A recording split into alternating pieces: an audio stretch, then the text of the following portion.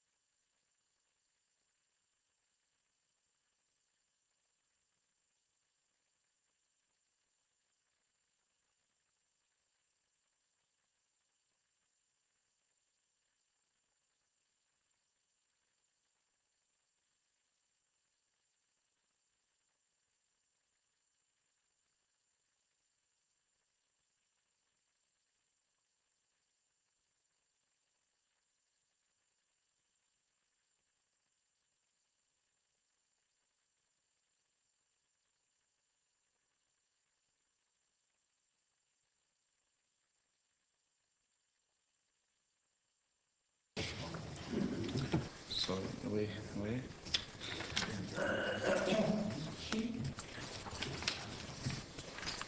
Okay. So we're now at item number 7. We're now in public session to discuss EU proposals that are before us today. We will first deal with proposals as listed in Schedule B. It is proposed that the proposals on Schedule B do not warrant further scrutiny. Is that agreed? Agreed. We will now take the decision on Schedule A, item COM 2012-721, proposal for the directive of the European Parliament and of the Council on the accessibility of public sector bodies' websites. It is proposed that this proposal does not warrant further scrutiny. Is that agreed? Agreed.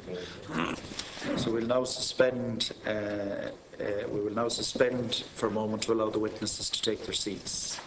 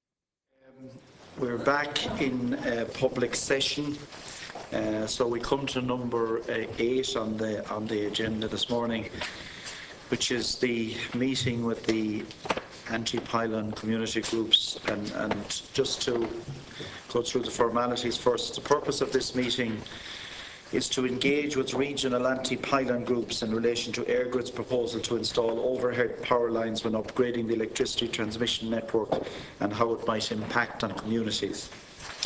On behalf of the committee, I'd like to welcome, in no particular order, Ms Helena Fitzgerald of Save Our Heartland Carlow, Mr John McCusker of ComeraghsAgainstPylons Group, Mr Peter Smith of Save County Tipperary Anti-Pylon Group, who comprise one grouping, Mr Owen Brannigan, Mr Nigel Hillis and Ms May Marn of the Monaghan Anti-Pylon Committee, and Mr Cian Maloney and Miss Anne Murphy, I understand, is due to be here but is delayed in traffic, will be here shortly. So just first of all, the House rules. I wish to draw your attention to the fact that by virtue of section 17(2)(l) of the Defamation Act 2009, witnesses are protected by absolute privilege in respect of their evidence to this committee. However, if you are directed by the committee to cease giving evidence in relation to a particular matter and you continue to do so, you are entitled thereafter only to a qualified privilege in respect of your evidence. You are directed that only evidence connected with the subject matter of these proceedings is to be given, and you are asked to respect the parliamentary practice to the effect that, where possible, you should not criticise or make charges against any persons or entity by name in such a way as to make them him or her identifiable. I also wish to advise you that any submission or opening statements you have submitted to the committee will be published on the committee website after the meeting. Members are reminded of the long-standing parliamentary practice to the effect that they should not comment on, criticise or make charges against a person outside the House or an official either by name or in such a way as to make him or her identifiable. So now just to come to the format of the meeting. Each of the groups, each of the three groups will have opening statements of approximately 7 minutes, which will then be followed by a question and answer session where members will seek to tease out the issues involved. The idea of the 7 minutes is not to restrict your time, if you like, but it's, I suppose sometimes we'll give as long as we need with members and when they engage with questions. So, in other words, any points you came in here this morning to make, you will be allowed to make them either in answering questions or in your presentation. So that you know, this is an opportunity, I suppose, for members and for you to put on public record and for members to become to be aware of your concerns and the needs for answers. I suppose all of us here as public representatives have been involved in our own areas in this issue in recent weeks and recent months. For some of the groups in Meath and Tyrone and our Monaghan and all of those, they've been dealing with this issue for a number of years. So this is about, if you like, dealing with the issue and putting on the record what your concerns and frustrations are. So I now call on the spokesperson for the Waterford Tipperary Carlow Group to make your opening remarks, and you have 7 minutes. Chairman, committee, thank you for inviting us here today. I've been asked to represent Forheen, a small village in the Shore Valley. Any settlement below 1,000 is not considered a constraint to the GridLink project, and our village population is below 200. As a result, the K2 pylon corridor drives straight through the heart of our village. But we're not just a village. Forheen is at the centre of a rural community. I don't have time to paint for you a full picture of us. Suffice to say that I know that many of you come from and represent communities just like ours, so you know what GridLink will do to us. Forheen is a link in a chain, from Cork to Waterford and on up to Kildare. We're all in this together. We're not backward-looking, we're all for progress, but progress by definition must be forward-thinking, and the legacy we leave must be one that we can be proud of. We have genuine concerns about the effects that GridLink will have on community, employment, agriculture, tourism, nature, the environment, heritage and culture. and our anxieties about health and property devaluation are absolutely valid, based in truth, and must not be disregarded by EirGrid nor by the government. As for community gain, all we see at the moment is loss. The true cost of these pylons must be brought to light. So we're asking this joint committee to plead with the Minister for Communications, Energy and Natural Resources to call a halt to the current process so that other options, such as underground cabling, can be re-examined using the latest information and in an open and transparent manner. In its current form, GridLink would bludgeon its way through the heart of all of our communities, because neither EirGrid, the Department of Communications, Energy and Natural Resources, nor the government can see a true picture of us on a map. Thank you. Lena? Okay, thank you. Does anyone else wish to comment? Yeah. Thank you for inviting me here today. My name is Helena Fitzgerald. I'm from Boris in County Carlow, and I'm speaking on behalf of the Save Our Heartland group.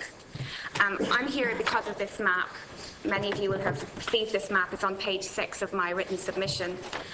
This is a map of primary constraints prepared by EirGrid in their route identification process. We believe this map is fundamentally flawed in how it depicts landscape value in Ireland. The red areas on this map are primary constraints to be avoided if possible in route identification. The light-coloured areas are okay for pylons.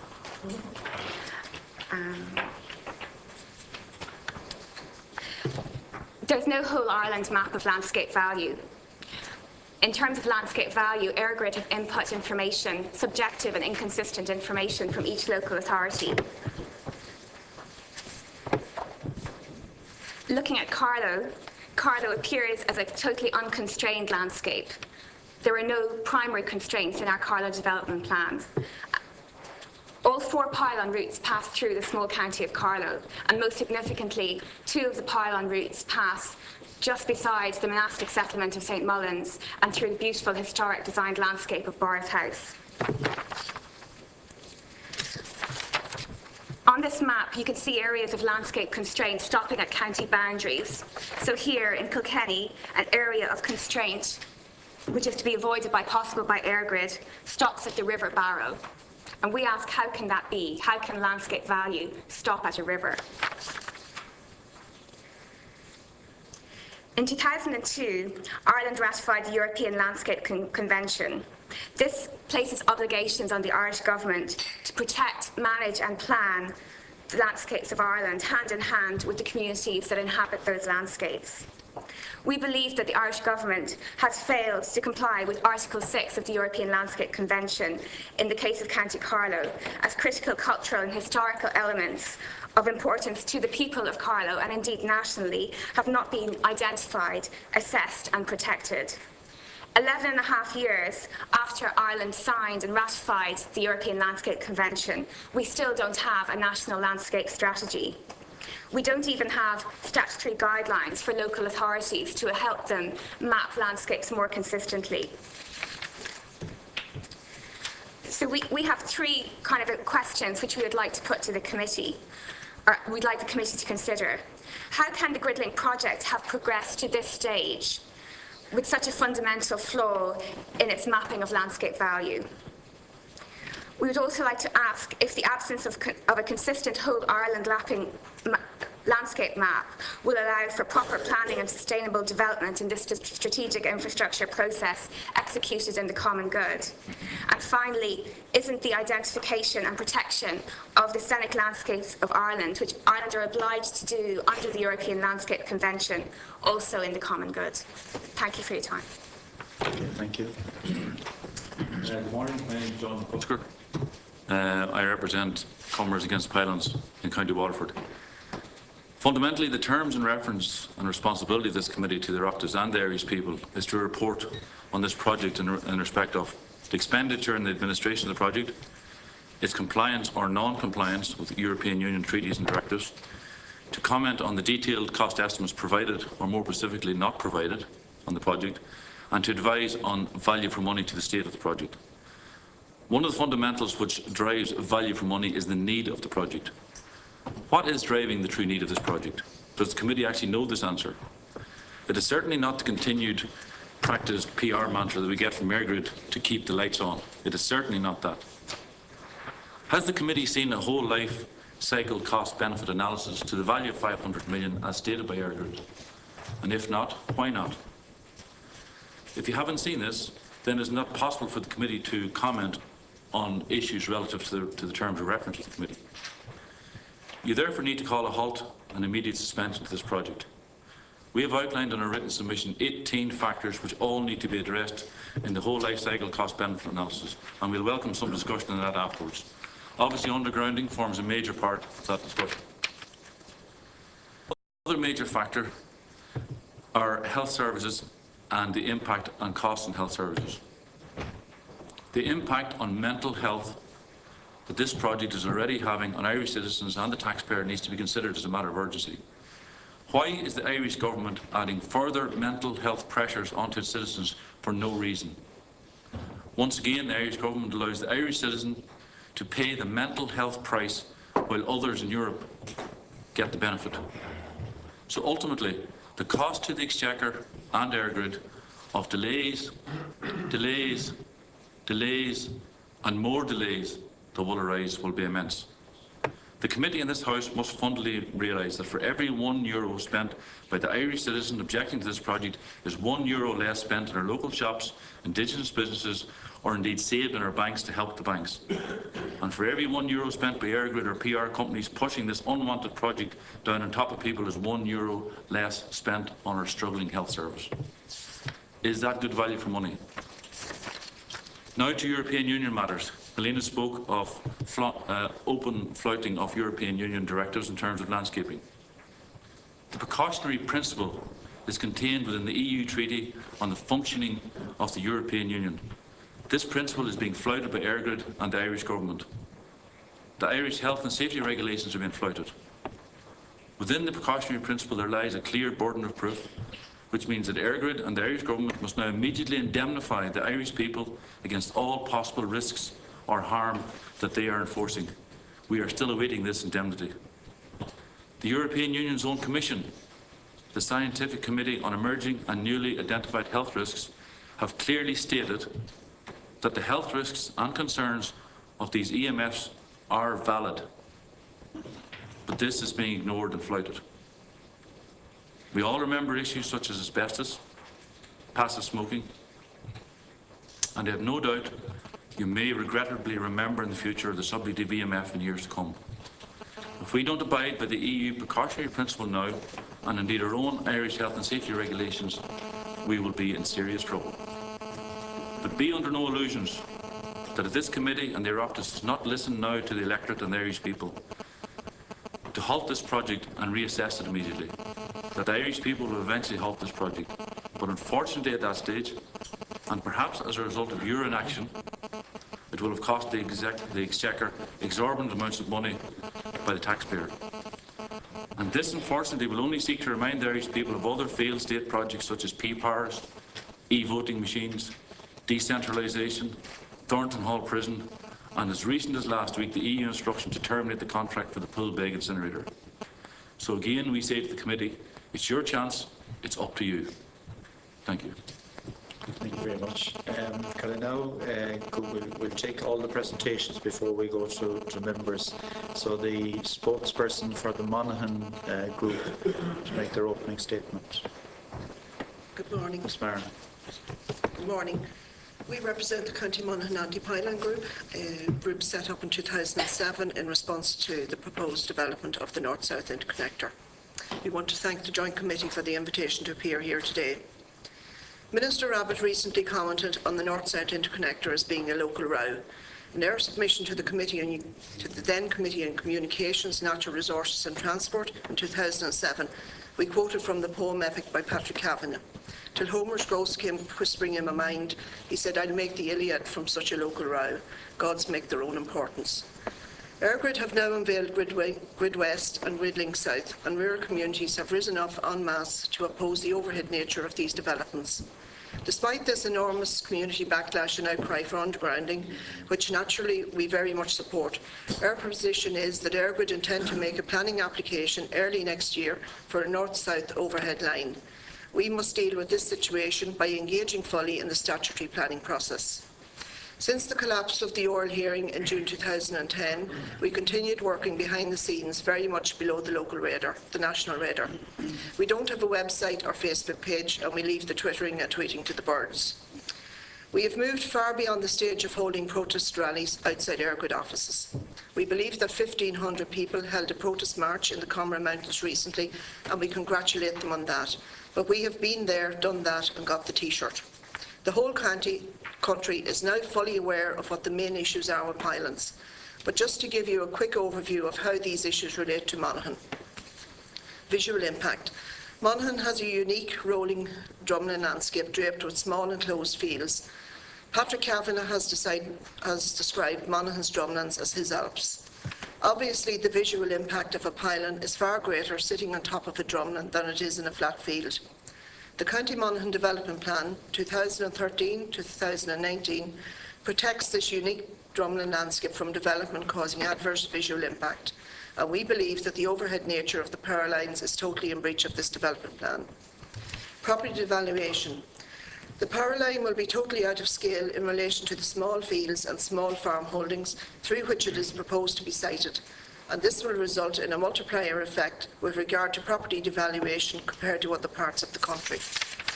It will have enormous adverse effects on farm families who may have to live and work in its shadow. Tourism.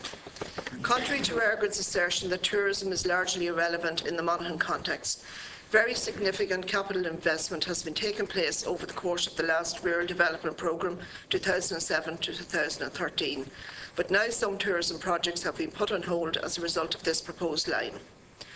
There is now no direct or indirect benefit for the residents, farmers or businesses of County Monaghan as far as this project is concerned. In the last application, there was a substation in Kingscourt, which Eirgrid claimed was a fundamental part of the proposal and was absolutely vital to strengthen the grid in Monaghan and the North East. This substation has now been omitted and does not form part of the proposed new application. There is a particular concern regarding the close proximity that Eirgrid can locate the pylons and conductors to dwellings. They say that they try to achieve a distance of 50 metres from the centre line if possible, but in any event they can go as close as 23 metres or 25 yards. This 25 yards was set in the 1934 Electricity Amendment Act when lines were strung on wooden poles, and it is a ridiculously close distance with regard to today's massive steel pylons and 400 kV conductors. This legislation urgently needs to be reviewed. Health. There is nothing unique about the health issue with regard to Monaghan. Eirgrid state that they operate to the highest international standards, which they quote as being the ICN IRP guidelines. We would contend that these are not the highest international standards, but rather the lowest. Our research shows that the highest international standards can be found in the Netherlands, Scandinavia, Austria, Germany and Italy. These standards are up to 250 times lower exposure levels to EMF and are based on the principle of prudent avoidance. If in doubt, leave it out. We are also concerned by what we consider to be the misleading information in Eirgrid's brochure on electric and magnetic fields, EMFs. In addition, there is an issue regarding autism and noise from electric lines. This already has real impacts for families in Monaghan, and even though compelling and emotional evidence was given at the oral hearing in 2010, Eirgrid have not addressed the issue in any of the documents, despite the fact that they say they have taken into account all evidence given at the oral hearing. With regard to the upcoming planning application, there are 3 documents that the Minister says must be taken into account by An Bord Pleanála. 1. The Independent Expert Commission report. Despite our initial reservations regarding the terms of reference, this report adds a lot of useful information to the debate, and we have not criticised it in any shape or form. However, Eirgrid do not agree with large parts of this report. They do not accept the costings. They do not accept the validity of the technical conclusion. They have publicly stated that the IEC was not properly briefed on the Irish Transmission Network, and their report is incomplete. We note with concern that the IEC have not, to our knowledge, been given an opportunity to respond to Eirgrid's critique of the report. 2. The Oireachtas Committee Report 2012.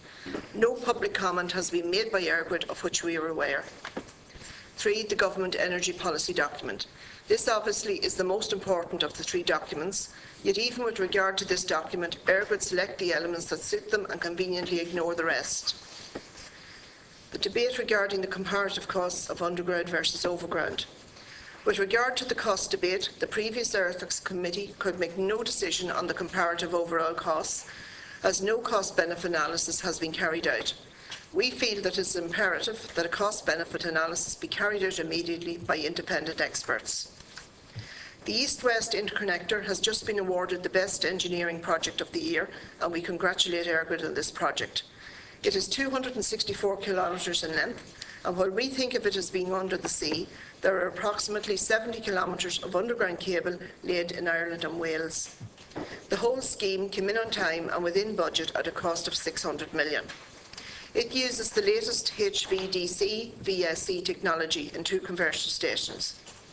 With regard to the direct cost of putting the North-South Interconnector underground, EirGrid must now know exactly what that cost would be. We suspect that the true cost of undergrounding the North-South is a lot less than 3 times that of overhead. Otherwise, EirGrid would not be slow to put these costs into the public domain. Public consultation. As EirGrid were clearly incapable of organising a consultation process in County Monaghan, County Monaghan Anti-Pylon Committee organised 3 consultation events in the local community centres in the affected areas in order to facilitate EirGrid. In excess of 600 people attended these events, but yet again the genuine concerns presented to EirGrid were dismissed and relegated to an appendix in their final report, which was swiftly published a few short weeks later. Obviously, this final document was on the shelf ready to go regardless of any consultation. EirGrid say that these concerns are best left to be dealt with in the EIS. We strongly disagree with this because this is a recipe for serious conflict in the future.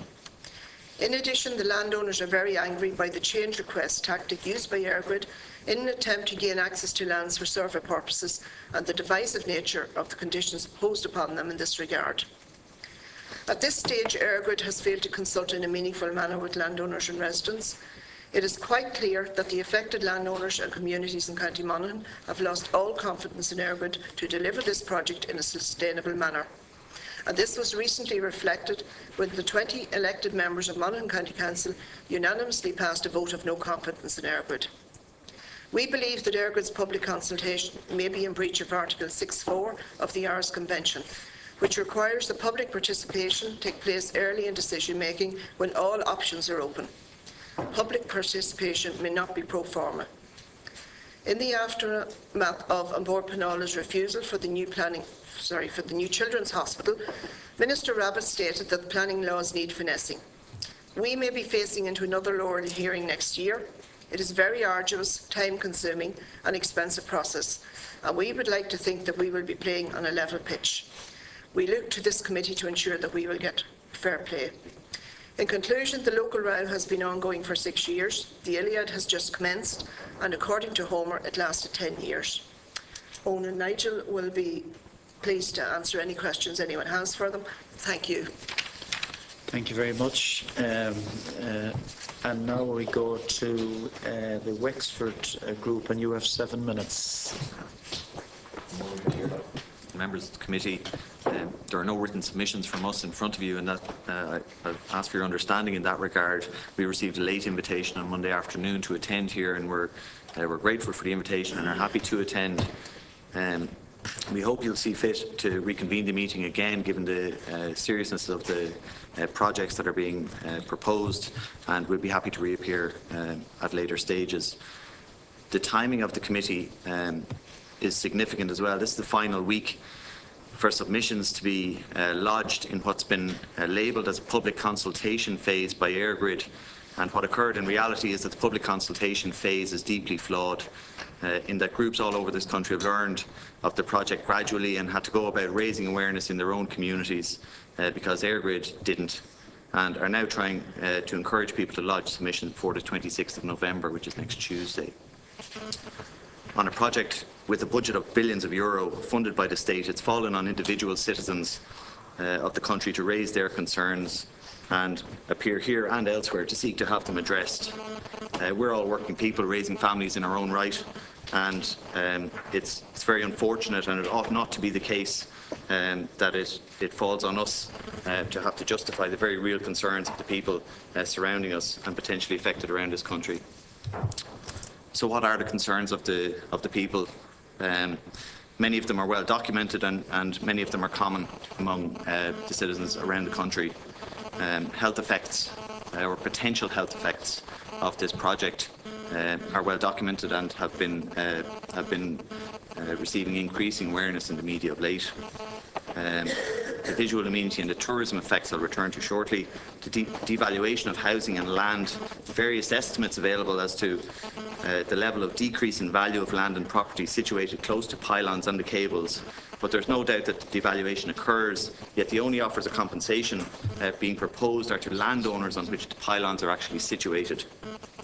We're not suggesting that higher levels of compensation will resolve people's concerns. The reason it's raised is that when alternatives are proposed, the reason alternatives to overhead pylons, that is, are proposed, the reason being offered against it is primarily due to the cost. And the cost of overhead. Sorry for interrupting, but there's an issue with the phone being this near a microphone here, so just for coverage purposes, if it could be, if we could leave them aside. Sorry. We're not suggesting that higher levels of compensation will resolve people's concerns, but the reason it's raised is that when alternatives are proposed, the reason being offered against it is due to cost. The cost of overground pylons is far greater than simply the cost of physically situating them on the countryside. The project should be costed in its entirety, including the cost to communities, the devaluation of property and land, and a reduction in tourism, etc. And if that's done, the costs of alternatives to overgrounding will suddenly appear very viable indeed. Without minimising these other issues, of particular concern to the people of Wexford is the potential impact on a project of this nature may have on tourism in the South East. Great efforts and many millions of euro have been invested in recent years to achieve what's now a hub for tourism in the New Ross area and as a base for exploring all around it in the South East. These proposed routes cross every major route in and out of the town of New Ross, and the visual impact cannot be avoided. The proposals suggest cutting through areas protected by the County Development Plan, several school areas and highly populated areas, at one point within an estimated 500 metres from the town of New Ross. Other areas of Wexford are of course affected, and I can convey to you today a resounding opposition from the people of Wexford that we have encountered in relation to this project as it's being proposed. To some extent, this meeting, I understand, or this committee will be addressed by Mr. John O'Connor following his nomination to Airgrid by the government. The public we have consulted with find this to be an incredibly poor decision, particularly when a project of this magnitude is in train and its intention is to bypass local authorities and apply directly to Bord Pleanála for planning permission under the relevant legislation. This appointment should be reconsidered, if not for reasons of actual bias, for reasons of perceived bias. Mr. O'Connor's previous role in Bord Pleanála has been suggested in the media to be akin to that of a High Court judge, presumably to suggest that he's beyond reproach. Well, the legal world has addressed such a situation as this, and were a High Court judge to resume practice at the Bar of Ireland, the Code of Conduct addresses such a situation. And I can tell the committee that Rule 5.21 of the Code of Conduct states that judges of the Irish courts following retirement or resignation who return to the bar may not practice in a court of equal or lesser jurisdiction than... I think in relation to future appointees, I think that we're restricted from, obviously that will happen, but I don't think that we can comment on it today. You prefer I didn't comment? Yes. Okay, very good. Well, I'll leave it at that then. Thank you for your time. And on the point of information, Chair, when will we get an opportunity to comment on that appointment that Mr. Maloney has raised? Yeah, well, I mean, this has been, we discussed this in private session earlier, and on the day of the interview, all members of the committee and members otherwise will have a chance to question. So we were only contacted by the Minister yesterday, so that's the situation. Thanks, Chair. Okay. Now, I'd like to thank all three groups for their opening statements. Now, as we can see here, there's a huge amount of interest from the members and from public representatives not on the committee. So what I'm trying to do is to get everybody in here, but we'll have to do it in a very structured and constructive way if we're going to get through it. So what I would ask is that for the first 6 contributions, in other words, there'll be opposition. Deputy Moynihan will be first in, then there'll be government, there'll be Deputy Colreevy, there'll be government, there'll be Deputy McGrath, and then there'll be government. For each of those 6 contributions, after they ask their questions, we'll go back to the presenters to answer the questions, and then we'll group the rest of the members, and then after the members have all had an opportunity, we'll go to people, to deputies and senators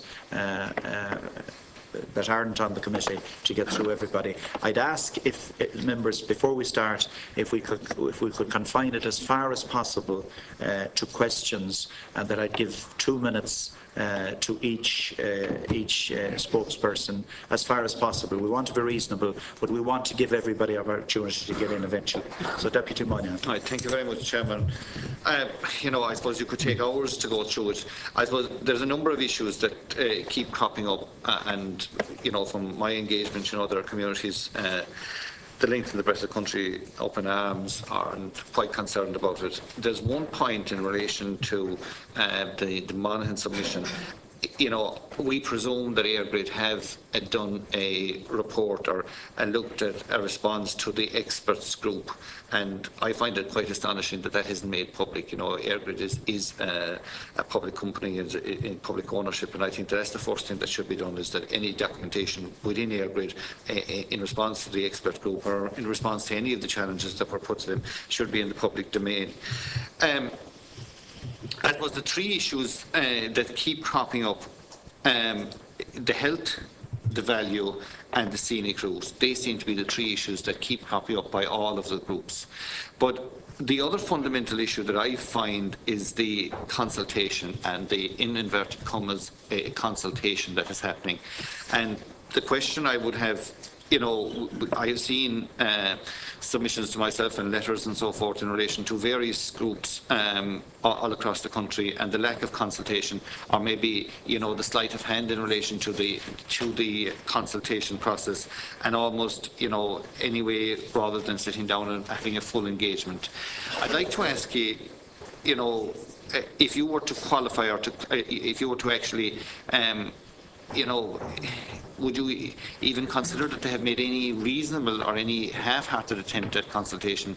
Would I be right in saying that the consultation is almost as if to try and get through the process rather than to really engage with communities, really engage with people in it? And from people that I have met and heard, and you know, you've all seen the people in the public airwaves in relation to it as well, there is a very, very serious issue in relation to the health, and that has not been properly addressed. And I think if we are to have, if we are to, you know, people can say, oh, we agree with this process, or we agree with the necessity for it, but it cannot be railroaded. And you know, there was discussions in relation to how the road networks were built in the consultation process there. But would I be right in saying, and I don't want to, you know, that everybody has submissions here to make and questions to answer, fundamentally the consultation process is completely flawed? Is that the opinion of all the groups? And just in the order as well, health, the value, the devaluing of property, and the scenic routes, will they be the 3 main issues that will be out there? And going back to the Monaghan group, I think it is fundamental that any documentation or any reports that EirGrid have made in response to the experts group report or in response to any should be made public, because it's only with the full facts on the table can this project, can we make an informed decision as to how to proceed. Thank you, Chairman. Sorry, okay. Who'd like to take any comments on that? Yeah. Sorry. Thank you, Deputy. just briefly, I've addressed those issues in my submission to you, but I can tell you that in relation to the consultation process, when we first learned of it and travelled our area raising awareness, we can tell you that landowners, the length and breadth of the route or the routes in and around New Ross and Wexford had no idea that this was being proposed. I believe there was some adverts in newspapers, and an office was occupied for 6 hours on a Wednesday afternoon down a side street in New Ross, and people were to find that and ask questions if they so choose. That clearly doesn't constitute effective consultation in my book. And was that the sum total of the public consultation? That's mine. They refused to attend meetings with us. We held several public meetings raising awareness in our area. We've invited EirGrid to attend those meetings to no avail. So 6 hours in New Ross? Six hours a week on a Wednesday afternoon in New Ross.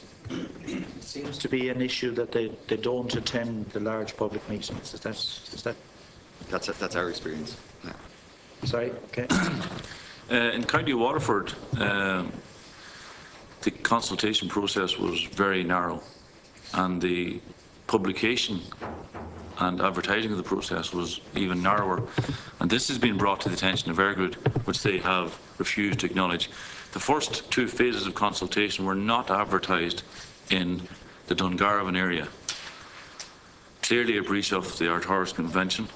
And when this was brought to the attention of EirGrid, they have blatantly ignored it. County Waterford is a very narrow county, and it already has 2 major power lines going through it, and this would potentially be the 3rd one. Yet EirGrid did not see fit to put a public office in the county of Waterford. There's no public office in the county of Waterford, yet they propose to put a major 400 kV line right through the heart, stretching the length and breadth of Waterford. Why, for example, were there no national TV adverts? Serbia was one of the major aspects of change in this nation last year, and it was advertised widely on television. There was not one television advert on this whole subject of GridLink. So no publications on phases 1 and 2, no TV adverts, no public office in the county of Waterford, and no advice back from EirGrid. EirGrid went to the local county council last week in Waterford and asked them if they could open up a public office in the county council office. How can that be right?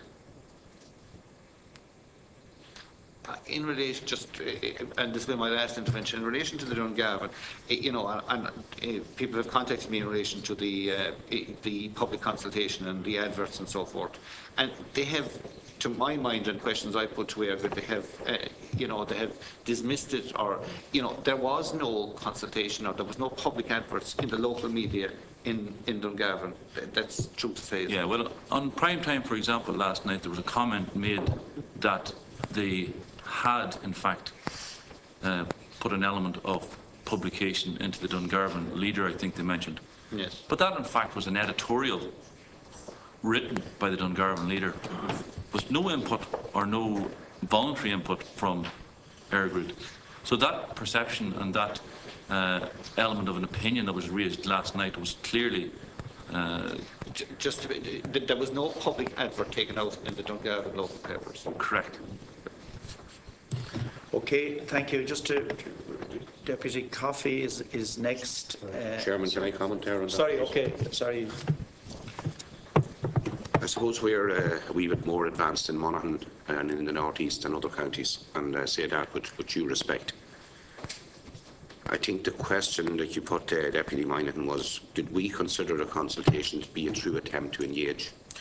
EirGrid's consultation is about ticking boxes that is necessary to present a planning application to the board under the Strategic Infrastructure Act. That is all it's about. I could speak to you for hours on end about their consultation. Suffice to say that in 2007, a little article appeared in the local paper to say that there was consultation in a local town. The first we ever heard about it, yet the North-South Interconnector was agreed by regulators both North and South in 2006. And at that time, consultation should have begun and should have started.